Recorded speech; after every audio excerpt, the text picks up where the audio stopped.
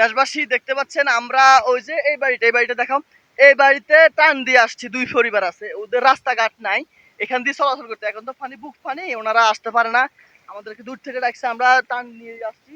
আমাদের এক স্বেচ্ছাসেবী সে হাঁটতে হাঁটতে পানির ভিতরে হয়রান হয়ে গেছে, এই জন্য তাকে আমরা বেরাদি নিতেছি, দেখতে পাচ্ছেন।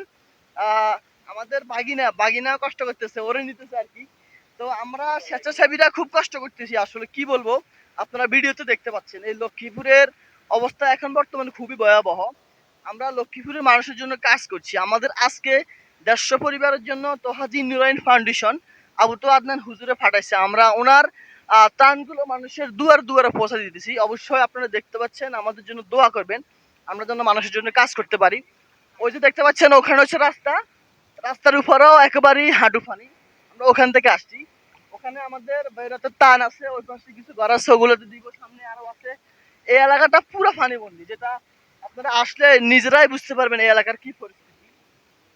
আলহামদুলিল্লাহ আমাদের সংগঠন প্রতিনিয়ত কঠোরভাবে কাজ করতেছে, আমাদের সকল স্বেচ্ছাসেবী তারা বিনা স্বার্থে এমন কষ্ট করতেছে যেটা আমি আপনাদেরকে বলে বুঝতে পারবো না। আপনারা ভিডিওতে দেখতে পাচ্ছেন আমাদের কিছু স্বেচ্ছাসেবী রাস্তা দাঁড়িয়ে আছে, কেউ কাজ করতেছে, কেউ গাড়িতে আছে।